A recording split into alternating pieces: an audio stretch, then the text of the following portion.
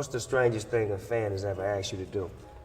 A man in the KKK came up to me and said, you know, Charlie, I usually hate but ever since that Dave Chappelle show came on, you and Dave Chappelle make me and Bubba love every Wednesday night. And I'm never gonna be...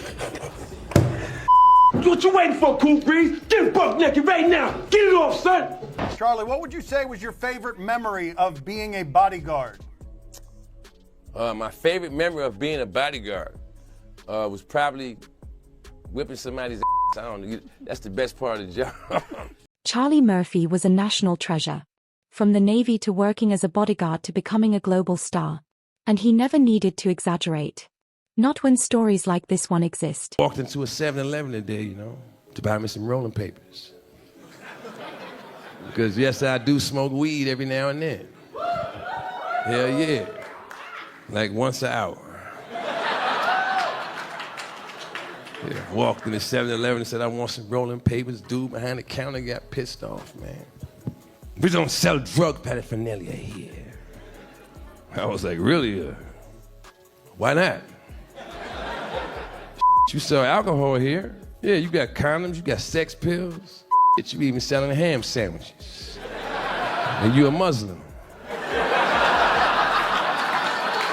Being the older brother of Eddie Murphy came with its own challenges. Before Charlie became famous himself, he was actually his younger brother's bodyguard. And having just returned from service in the Navy, adjusting to the Hollywood lifestyle wasn't easy. I was going out to, I think it was Century 21 over there, that area was a club over there. He said, yo, man, you want to wear this jacket tonight? So the jacket was a green glitter busboy jacket. I'm trying to get my, I'm coming out the Navy, all I had was uniforms. Mm-hmm. I put the busboy jacket on, and I had my chains and all that.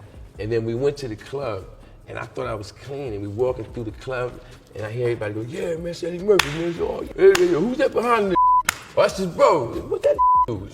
I don't know, he looked like he's a magician.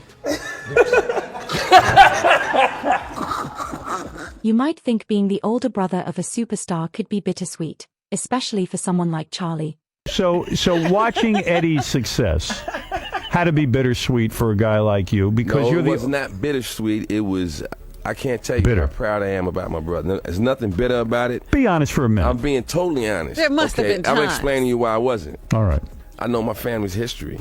Go ahead. From the boat when they first brought us over here. Right. So to see someone rise above that, okay? Right. Because before my generation or whatever, I can't look back and go, oh, yeah, you know, my uncle went to Harvard and then he was this. Right. No, we was, you know, regular American black people, you know, struggling to get ahead. And then one of us broke through. The first time I seen my brother perform on stage, the feeling that he gave me, I can still feel that feeling right now. Like Charlie mentioned in the previous clip, the Murphys weren't exactly destined for superstardom. Charlie and Eddie Murphy were raised in Brooklyn, New York, in a working-class household. Their father, a police officer and amateur comedian, passed away when they were young, forcing Charlie to step up as a father figure in the house. And that responsibility may help explain how Charlie developed that tough, street-hardened edge. That being said, everyone knows Charlie had that gangster edge. And during the same interview with Howard Stern, he revealed something he learned about his father's death and told it in the most gangster way possible. The woman that killed my father. Oh, it was a woman? Yeah. Wow. Why did a woman kill your father? Lovers quarrel. Lovers quarrel. Oh, so your parents weren't together? No, they weren't together. Oh, okay. And it's one of the oldest stories in the books. You know, I tell my kids, man, hey, man, if the girl is mad, don't close your eyes. Now, being both a gangster and a stand-up comedian might sound crazy. But heckling a gangster while he's on stage, that's a whole different level. And that's exactly what happened to Charlie during one of his stand-up sets. And the way he handled it is something you have to see. Hey,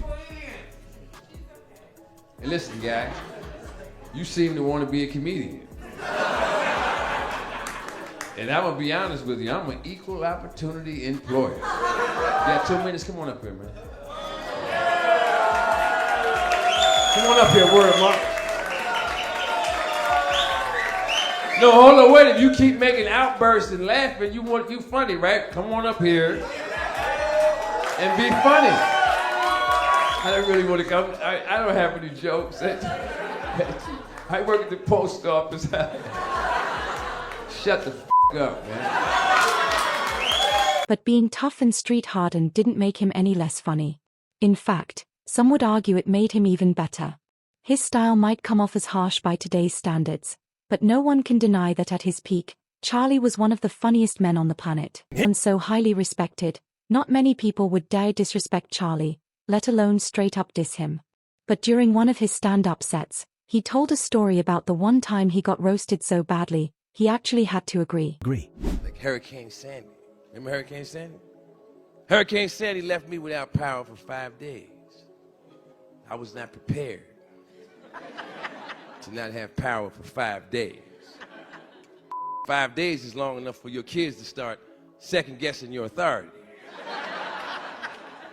3 days into that, my son walked up to me. He was like, hey, so why we gotta listen to you? You can't even get the lights on. I was like, wow, this little boy got a point.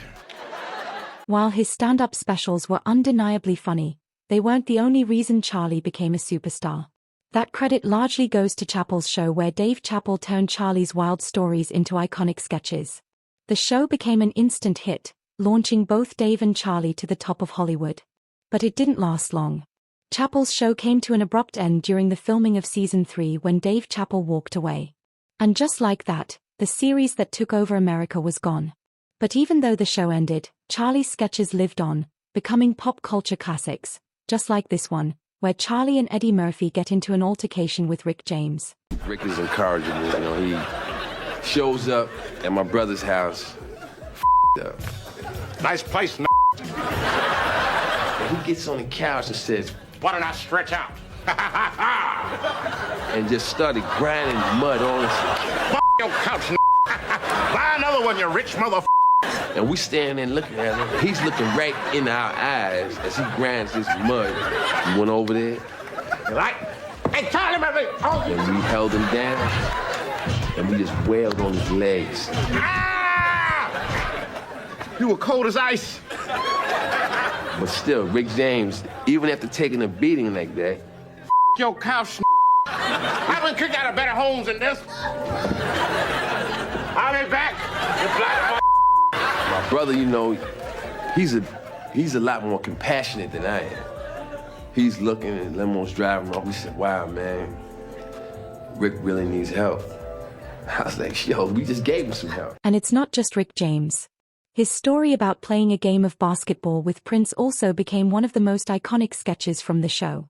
And it's still being watched to this day. I had the Jerry curls coming out, and I had my slick to the side and all that. And Prince came in. And that's when Purple Rain came out, and Prince was the you know what I'm saying? Prince had on it was like a Zorro type outfit. It had the ruffles that come down in the front. Prince started talking to my brother. Hello, Eddie Murphy. Prince, what's up? Well, would you like to come to my house and listen to some music? Ooh, that's cool. Fruity, get the car. This bores me. Is anyone up for a game of basketball? How about you and your friends versus me and the revolution? And I'm like, this is gonna be some funny ass shit. So they come out, right? And I look at them and they still got on the same shit they was wearing at the club. I mean, I kind of learned something that day. They never judge a book by its cover. This cat could ball, man. Prince, you got a towel, man? It's kind of hot out here, man. Game. Blouses. You don't believe me? You think I'm making it up? Challenge him. All right?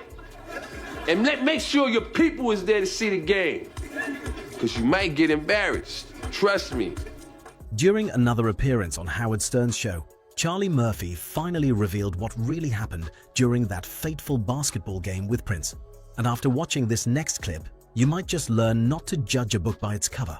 Prince beat Prince you? beat you in basketball? It was a team sport. It wasn't a one-on-one game. And y'all seen the comedy sketch that was a distortion of what took place. Well, But Prince used to play varsity basketball for his high school. He did? Really? Yeah, and we all seen what Nate Robinson did Yeah. at the All-Star game last year. So you can't just look at a dude and go, because he's 5 foot even, he can't jump or play basketball. Do you remember, you ever go to any of his concerts? Sure. Remember I couldn't those see a speakers? thing. Remember he used to jump off them speakers that was like almost 20 feet with pumps on? Don't tell me you didn't see that. Now, if anybody in here, I challenge you, put some pumps on and just jump off this desk right here and see if you're going to break your ankle. Unfortunately, Charlie Murphy passed away in 2017 after a years-long battle with leukemia.